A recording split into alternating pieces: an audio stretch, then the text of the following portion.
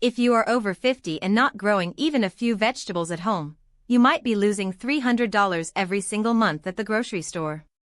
A tiny 4 by 8 foot space can often replace most of your salad, herbs, and basic veggies without you giving up extra time or comfort. Food prices keep climbing, and every week you wait, more of your fixed income quietly disappears at the checkout. By the end of this video, you will know exactly how to set up a simple vegetable garden that may cut your grocery bill by around $300 a month. You will see what to plant, how much space you actually need, and how to do it even if you have bad knees or no yard.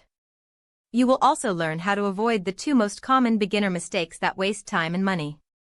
Up next, we dive into paying grocery prices. Think about your last grocery trip. How fast did $80 disappear just on lettuce, tomatoes, peppers, herbs, and a few extras?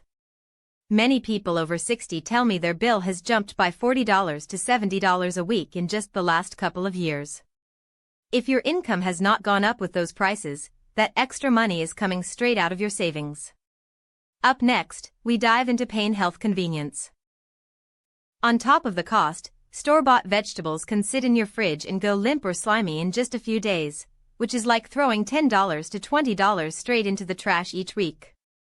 Many seniors also avoid heavy shopping trips because of back, hip, or knee discomfort, so they end up buying less fresh food and relying on more processed items. Here's where it starts to get really important. Do not skip this part.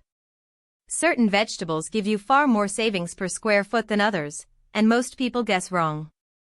Leafy greens like lettuce and spinach, plus herbs like basil and parsley, and fast growers like green onions can easily replace $15 to $25 a week if you grow them at home. Up next, we dive into simple garden plan.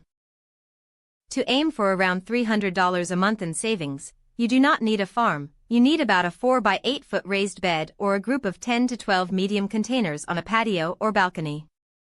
Fill that space mainly with fast, repeat harvest crops, about half leafy greens and herbs, and the rest tomatoes, peppers, and green beans that keep producing for months. If bending or kneeling is hard for you, walking away now could cost you hundreds in savings every month, because there are simple ways around it. Waist-high raised beds, sturdy planter tables, and large buckets on stands can bring your garden up to a comfortable level so you do not have to get on the ground. Quick question for you. If you could only grow 3 things to save the most money at your store, what would you choose? Leafy greens, tomatoes, peppers, herbs, or beans? Type your 3 picks in the comments, because it helps you commit to a plan and gives others ideas too. Many people are surprised when they realize just those choices could replace $50 to $75 of their weekly cart. Here's where most people underestimate the impact and end up staying dependent on the store.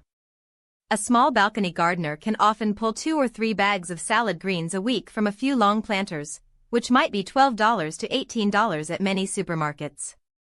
One tomato plant can produce several pounds in a season, which can easily match or beat what you would pay over a few months.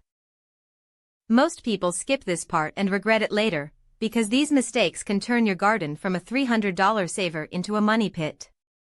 Buying expensive gadgets and too many tools up front can eat through $100 to $200 before you even plant a seed, when a simple trowel, gloves, and a watering can are often enough. If you do not act on this, you may keep handing the store an extra $300 every month that could stay in your pocket.